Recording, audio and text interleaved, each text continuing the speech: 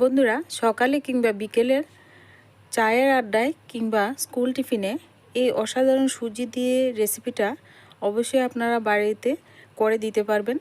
সুজির রেসিপিটা লুচি, পরোটা, রুটি সব কিছুর সঙ্গে আপনারা পরিবেশন করতে পারেন। খুবই হেলদি ব্রেকফাস্ট, অবশ্যই আপনারাও বাড়িতে তৈরি করুন। আর যে কেউ একবার দেখলেই পারবেন।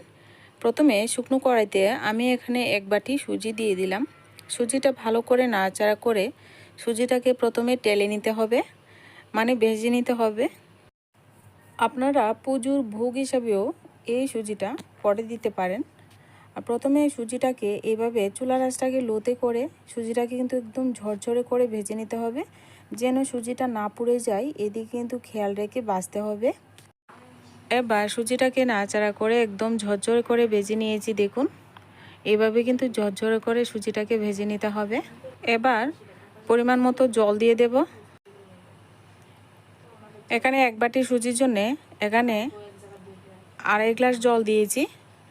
এবার ভালো করে নাড়াচাড়া করবেন। আর এই পর্যায়ে চুলা আঁচটাকে একটু লোতে রেখে নাড়াচাড়া করতে হবে, যেন সুজিটা একদম দলা পেকে না যায়। এভাবে নাড়াচাড়া করে এবার এখানে আমি এলাচ দিয়ে দিচ্ছি। এলাচ আমি দুটো ফাটিয়ে সুন্দর করে ফাটিয়ে দিতে হবে। ফাটিয়ে দিলে এলাচের সেন্টটা ভালো আসবে। এবার আবারও নাড়াচাড়া করব। এভাবে কিন্তু কন্টিনিউ নাড়াচাড়া করতে হবে।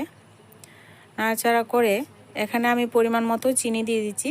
আর চিনিটা একটু বেশি দিতে হবে, যেহেতু সুজি একটু মিষ্টি না হলে ভালো লাগে না খেতে। তার জন্য এভাবে আমি এখানে 2 কাপ চিনি দিয়েছি। আপনারা টেস্ট করে দেখতে পারেন চিনি আর লাগবে কিনা।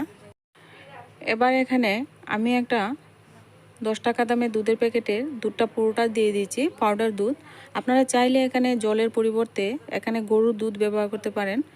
আর আমি এখানে গরুর দুধ নেই বলে পাউডার দুধটা এইভাবে দিয়েছি। দেখুন, নাড়াচাড়া করে একেবারে কিন্তু মিশিয়ে দিয়েছি।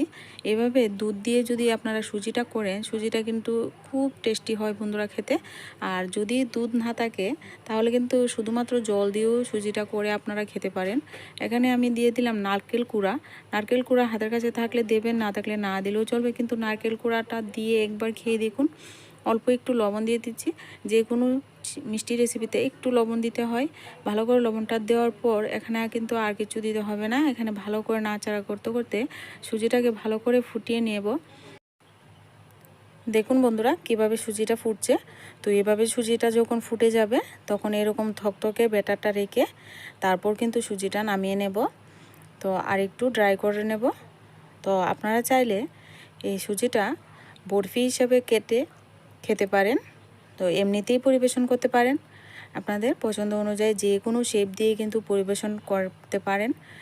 আর আমি এবার নামিয়ে পরিবেশন করে নিচ্ছি। একদম রেডি হয়ে গেছে।